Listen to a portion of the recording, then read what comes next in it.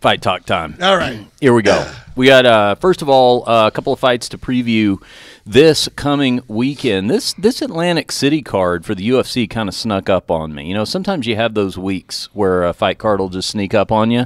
And this next weekend was one of those nights. It's, I believe, an FS1 card. Main event rematch. Frankie Edgar and Cub Swanson. A rematch of their 2000. Wait. The main event says Kevin Lee and Barboza. Oh, well, since that actually is the main event. Thank you, Angelo. Okay. Go ahead and go to Frankie and Cub before we get into Barboza and Lee. Yeah, this I guess is technically the co-main event. But number 3 ranked featherweight Frankie Edgar taking on number 4 ranked featherweight Cub Swanson. The rematch of when these two fought back in 2014 when Edgar submitted Swanson with a neck crank, I believe. So first of all, cool that you're seeing them rematch. 2, great fight. And how about the fact that, you know, the better part of 4 years passes, and both these guys, that was like an eliminator type fight back then. Yeah, they're number 3, number 4, and it still is now. Yeah. You know, I mean, really a credit to both of them for their longevity and their tenacity and how long they've hung around. You know, what do you think, Frank? No, I agree with you. I think Cub is, you know what, he's ever improving. You know, I mean, Cub Swanson still gets better throughout the years. I mean, and Frankie Edgar's just always been phenomenal.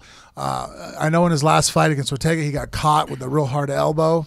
But, I mean, look, dude, you fight enough, you're going to get caught. I mean, there's a few guys that, you know, out of the, you know, thousands of professional elite 1% guys in the world that are fighters.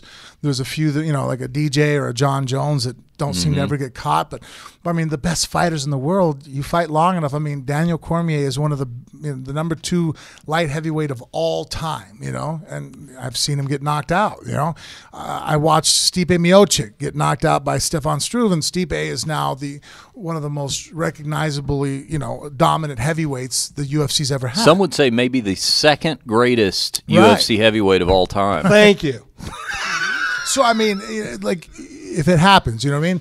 The part that's be interesting is that Edgar has never been put away like that before. Yeah. He's survived wars. I remember watching his fights with Gray Maynard, you know, getting dropped in 3 or 4 times in that first round. Yeah, it was crazy. It was amazing. It was from behind. That he came back from it. Crazy fight. It was one of the most phenomenal fights. I mean, still to this day, when people go, hey, what most impressive fights you've ever seen? I think it was the second one that they had. Yeah. It was the second Gray and Frankie fight was just unbelievable because, I mean, Gray at that time was the top of his game.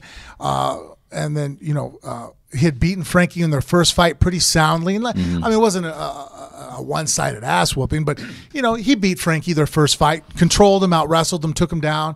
And then in the second fight, it looked like he was going to, you know, Frankie wasn't going to make it out of the first round. Not only did he make it out, but he survived and came back and knocked him out, I think, in the 4th. Yeah. First guy to ever knock out. I think Gray was undefeated at that time. Yeah, after it looked like he had just about knocked Frankie Edgar out. Yeah. The way he came back. So, I mean, Edgar has been known as, you know, he's like a modern-day, real-life Rocky Balboa. You know what I mean? Like, he's that guy that just... You can't, you know, he just, you know, can't put this guy away. He survives. He comes back. You know, his losses against Jose Aldo. I think in the last fight, Jose looked pretty dominant against him. But in their first fight, I actually thought, you know, he won. Well, the second fight was pretty close, too. Yeah, the second fight was really close. But I think the first fight, he actually won it. You know, I thought that he outworked Jose from rounds 3, 4, and 5. And then, you know, his fight with Benson Henderson were very close. You know, so... Edgar's never been put away by anybody. I don't think anybody... Or Ortega.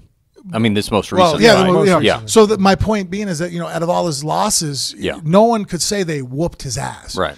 Ortega, you know, knocked him out. You know, and that's the first time that Frankie, after such an illustrious career, has had to deal with this.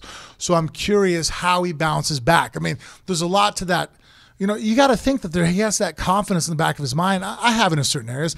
I go into fights knowing that there's no way you're going to submit me. Now, look, could it happen? Yeah, I mean, shit, you know.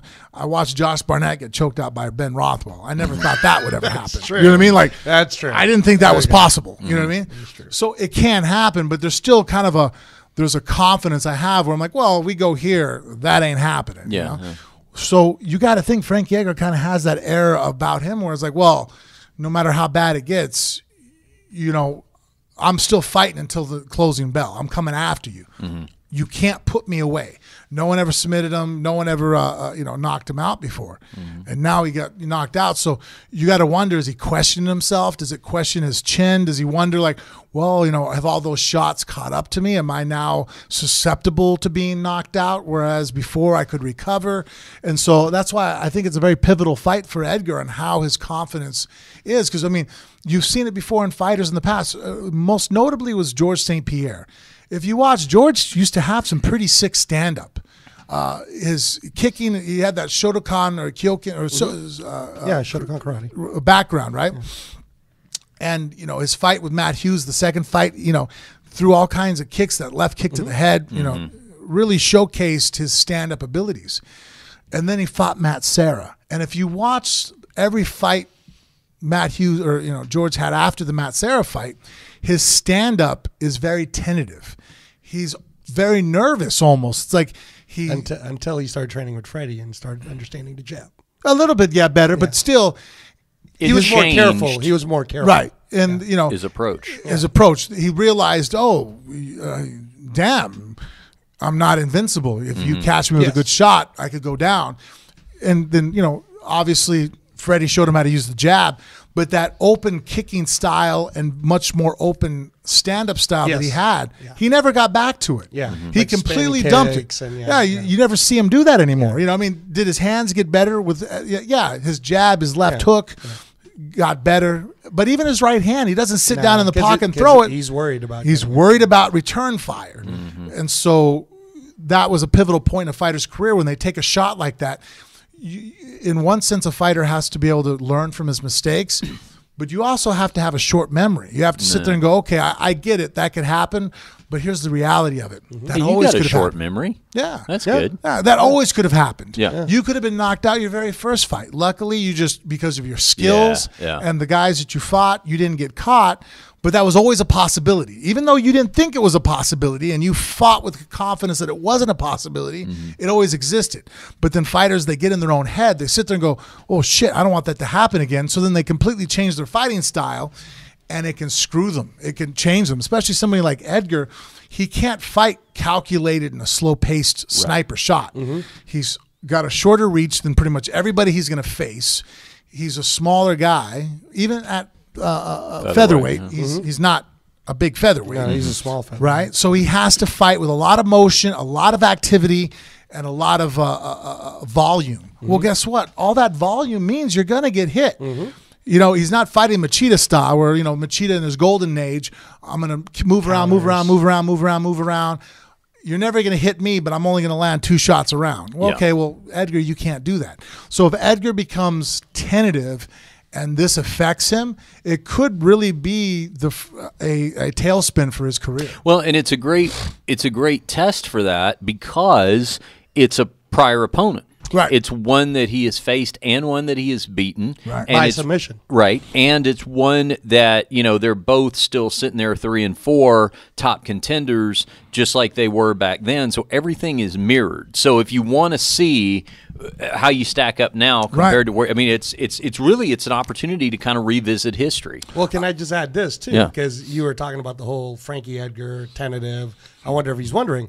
I'm wondering if Cub Swanson's wondering it too, because he got submitted by the same opponent, T-City. Brian Ortega submitted him. Yeah. And the last time he lost to Frankie Edgar was by submission. Yeah. So is Swanson kind of like, I don't know, man. Boy, how great is that for Brian Ortega? What does he have in common with these two? He's beaten both of them. One Yeah. finished.